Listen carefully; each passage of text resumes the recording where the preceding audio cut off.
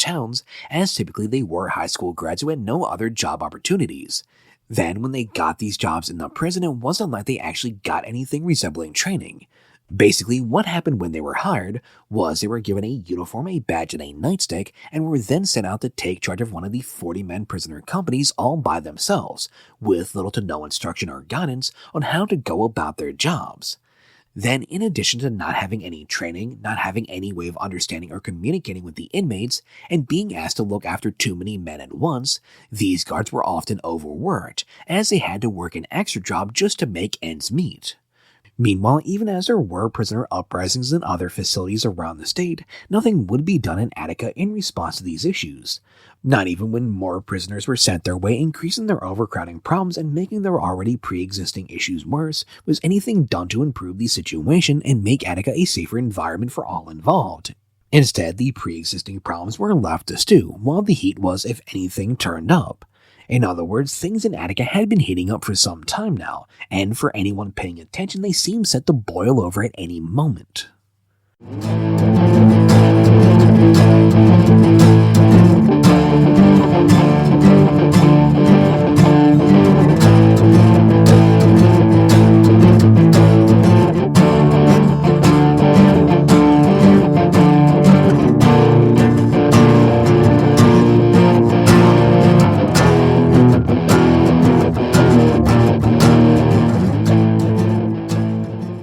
Now comes the time to talk about some of our other major players in this drama, most notably Nelson Rockefeller, who had been the governor of New York since 1959. Rockefeller was a lifelong Republican, but it has to be said he was a member of the party's more liberal wing, which, due to the rise of the conservative faction first led by Barry Goldwater that later came to embrace Richard Nixon, ensured that Rockefeller had fallen out of favor. It became obvious then to the New York governor, who had long dreamed of becoming the president, that if he had any hope of moving beyond the state of New York and getting into the White House, he was going to have to shed his more liberal reputation. Rockefeller then began to craft a more conservative image of himself, with the centerpiece of this new Rockefeller being his new tough-on-crime reputation, as law and order had become the platform of the day. It then seemed a bit odd that this new Rockefeller selected Russell G. Oswald to become the commissioner of the state's Department of Correctional Services, as Oswald was at least a bit of a reformist who said he wanted to improve the lives of prisoners and parolees. In particular, Oswald said he wanted a, quote, marked reduction of men in the traditional prisons, and he also wanted to create in the state's prisons a, quote, atmosphere of community lifestyle even though in a confining situation. Oswald, you see, seemed to recognize that expecting prisoners to live a normal life and become productive members of society after being placed in a prison that was totally unlike life on the outside was a ridiculous concept, especially when said prisons offered no programs for educational or occupational training. Oswald then very much seemed to want to reform New York's prison system. He even wrote a memo to Governor Rockefeller in which he pushed for increased funding to implement reforms, as he recognized that the prisoners were, quote, clamoring for meaningful changes. Changes Oswald asserted that if not implemented would, quote, lead to uncontrollable frustrations, hostility, and anger. Now, Rockefeller, both because of his new tough-on-crime platform and because he was, at his heart, a believer in the Cold War, would see prison rebellions and other social unrest as just a part of a leftist plot to destabilize and destroy the country. Yet, despite this, the governor could see some sense in some reforms, especially since they would, in his mind, effectively undercut the support of the revolutionaries among the prison population. The problem was, even though Oswald seemed to intellectually understand the need for reforms and the unrest that the lack of them could cause among the prisoners, when he came face to face with the prisoners and the anger at the conditions that he understood were unacceptable, Oswald just could not deal with it, as he seemed to take it personally. You see, Oswald had not been in charge of corrections when the Auburn Uprising had happened. However, it had fallen to him to clean up the mess that the situation left behind, especially when the prison was forced to allow the majority of the 120 men they had locked in solitary back into the general prison population. Oswald then would be stunned when he was treated as a villain instead of a reformer who had come to help them when he visited Auburn in March. As far as the prisoners were concerned, though, Oswald, whether he had good intentions or not, had done nothing to help them following their surrender. From where they stood, if Oswald was truly interested in making things right, he could have stepped in at any point during the time when the 120 men were held in solitary and not waited for the courts to force their release. For his part, Oswald, instead of trying to explain himself, his position, or the fact that he had come there with the intention of helping them, the commissioner responded to this situation by dismissing the prisoners and their anger. Instead of seeing them as men reasonably upset over a situation that he himself believed needed to be reformed, Oswald saw them as being unreasonable and unrepresentative of the larger prison population. In Oswald's mind, then, these angry prisoners were the lunatic fringe that had been influenced by revolutionaries that he at this point started to see as the greatest threat to the prison system, an idea that blamed evil radicals instead of the problems in the system for unrest and uprisings. Plus, in addition to this negative reception upon visiting Auburn, Oswald was also annoyed with consistently having to deal with the American Civil Liberties Union and other similar groups who were acting on behalf of the prisoners, as instead of seeing them as allies in his fight for prison reform, Oswald saw them as bothersome meddlers who were only stirring up the prisoners to cause more unrest. This suspicion of radicals and outside agitators that he shared with the governor, more than anything else, became Oswald's guiding belief when dealing with prisoners and their complaints. In fact, the commissioner would even ignore the findings of a special legislative committee that consisted of 3 Republicans and 2 Democratic state assemblymen. This committee had visited the Auburn prison to investigate and interview the prisoners.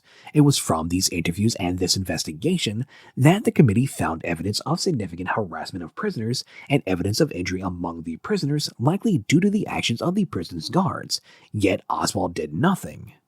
By the summer of 1971, then, Oswald was so convinced it was militant troublemakers who were at the heart of prison unrest and not the unreasonable, degrading conditions that he decided the only way to restore peace to some place like Auburn was by removing these so-called problem prisoners. Now again, these prisoners had to go someplace. Most notably, the 6 men who were allegedly the leaders of the rebellion in Auburn, the so-called Auburn Six, were sent to Attica. To be clear, though, the unrest in Attica started long before the Auburn Six arrived. For example, on the 29th of July 1970, a full year before the rebellion in Attica, and round about the same time the New York City jails were experiencing their own uprisings, a group of prisoners who were forced to work in Attica's metal shop held a small sit-down strike. Their demands were simple.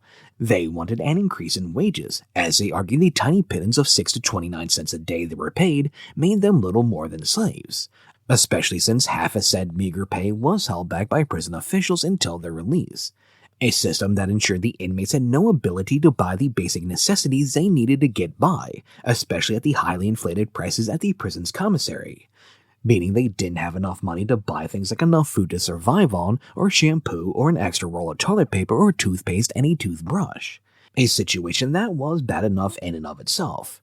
Yet what really set off the metal shop workers in Attica in this moment was the findings of a white radical and fellow prisoner who went by the name Sam Melville. Now, Melville, who had been born Sam Grossman before changing his name, had ties to the Weathermen, aka the Weather Underground. Sam was in Attica after being sentenced to jail for 18 years for his part in a series of bombings that had targeted buildings as a way of protesting the ongoing war in Vietnam. These bombings, you see, which were typically preceded by phone calls warning of the impending explosion so there would be no actual casualties, were supposed to be a way of showing the American people the destruction of war. Now, Melville was seemingly exactly the kind of dangerous radical that Commissioner Oswald was so worried about.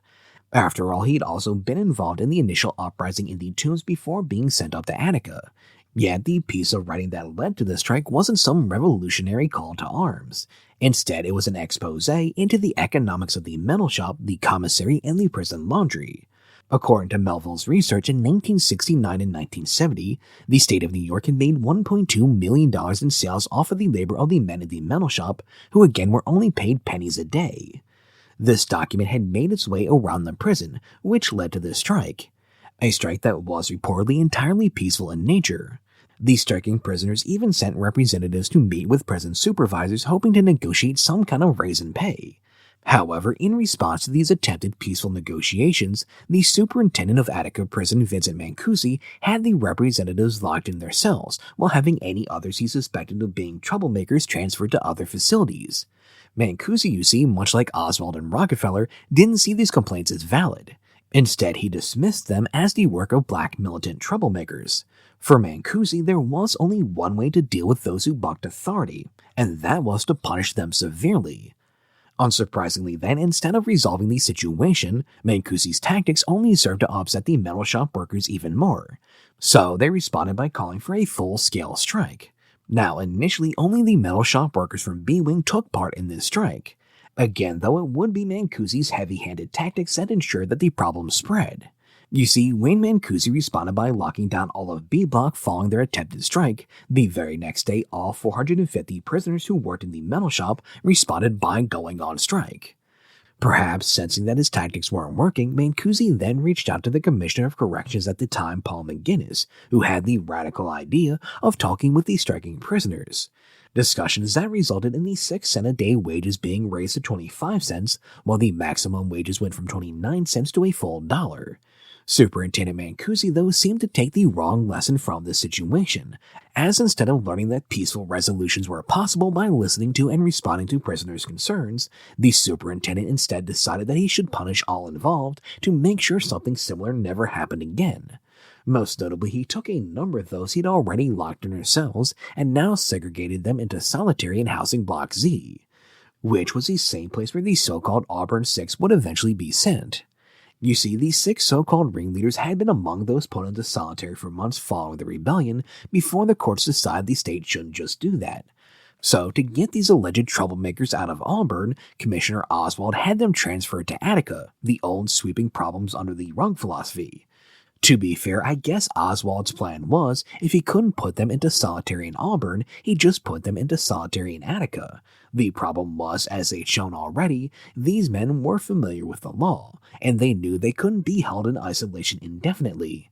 So, after 6 months of being scared of the large and terrifying guards in Attica's HBZ, the Auburn Six, thanks to the tireless efforts of their lawyers, were released into Attica's general population on the orders of District Judge John Curtin.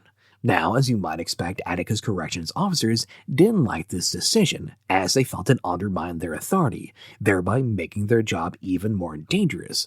Although it does have to be said that the guards also blamed their bosses in the Department of Correctional Services for overcrowding the prison and leaving them undermanned.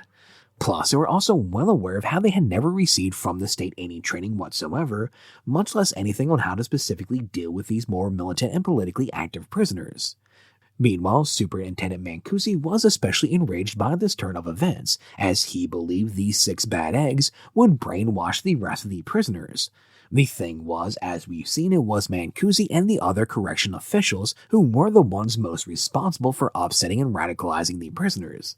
The most egregious of their offenses being how, following the rebellion in Auburn, the officials had broken their promises to the prisoners that they would not be punished if they released the hostages and surrendered peacefully. Indeed, it seems as if all these subsequent punishments and brutality accomplished was to make the prisoners, if anything, more rebellious and more resentful toward those in charge of the prisons. Indeed, these lies in particular would have a lingering effect over the rest of these events.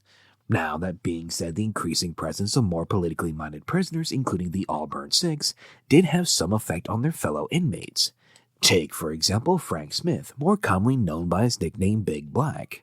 Frank had been born in 1933 in Bennettsville, South Carolina, an area still very much marked by the lingering effects of slavery, as his mother Millie worked the exact same fields her family had as slaves. Millie, though, wanted to spare her child that life, so when Frank was 5, his parents moved to Brooklyn. However, things weren't much better there, as they found it hard to find work, and what work they did find didn't pay well. Frank's father Henry then turned to some less than traditional means of making money, like gambling and various other hustles. Soon enough, Frank followed in his father's footsteps by running numbers, but this way of life is what eventually landed Frank in prison. You see, in his pursuit of money that he felt he was owed, Frank broke into a dice game with a loaded gun. Now, by the time Frank landed in prison, he had grown up to be a large, powerfully built black man, hence the nickname. His intimidating size, though, did Frank no favors, as he would still find himself the victim of the prison's notoriously inattentive doctors, who, instead of doing anything to aid Big Black with his ongoing dental issues, simply ignored him until he eventually lost most of his teeth. Despite this mistreatment, Big Black was not political, by which I mean he wasn't a part of the Black Panther Party, any of the Muslim groups in prison, nor the anti-war movement. Basically, you see, all Big Black wanted to do was keep his head down and serve his time so he could get back home to Brooklyn. That being said, he was still sharing the space with men like white radical Sam Melville and the tall black man Herb Blyden, who believed in the importance